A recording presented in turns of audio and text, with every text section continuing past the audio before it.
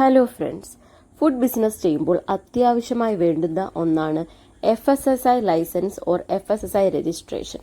നമ്മൾ ഇന്ന് പറയാൻ പോകുന്നത് FSSAI ലൈസൻസുമായി റിലേറ്റ് ചെയ്തിട്ടുള്ള കുറച്ച് കാര്യങ്ങളാണ്.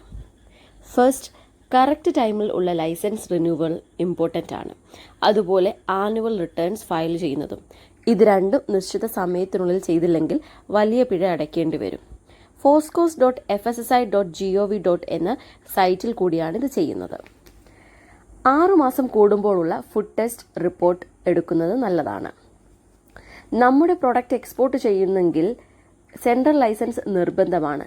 ഇനി സ്റ്റേറ്റ് ലൈസൻസ് ആണുള്ളതെങ്കിൽ മോഡിഫൈ ചെയ്ത് സെൻട്രൽ ലൈസൻസ് ആക്കിയാൽ മതി. ഇനി ഫുഡ് റിലേറ്റഡ് ബിസിനസ് ചെയ്യുന്നവർക്ക് കൺസൾട്ടേഷൻ വേണമെങ്കിൽ ഫുഡ് സേഫ്റ്റി കേരള സൈറ്റിൽ സെർച്ച് ചെയ്താൽ മതിയാകും. അടുത്തത് വാട്ടർ റിപ്പോർട്ടിനെ പറ്റിയാണ്. If water is N ingredient then water test report is mandatory. Every year water analysis ചെയ്യുന്നതും നല്ലതാണ്. ഇനി എംപ്ലോയീസിനെ കുറിച്ചാണ്. ഫുഡ് ഡയറക്റ്റ് ഹാൻഡിൽ ചെയ്യുന്ന എംപ്ലോയീസിന് ഹെൽത്ത് കാർഡ് നിർബന്ധമാണ്. പിന്നെ റോ മെറ്റീരിയൽസ് വാങ്ങുന്നതിൻ്റെ ബിൽ കൈവശം വെക്കുന്നത് നല്ലതാണ്. ഇൻ ഫ്യൂച്ചർ എന്തെങ്കിലും കാര്യം വന്നാൽ അത് നമുക്ക് ഉപകാരപ്പെടും. And also this is an evidence. Thank you.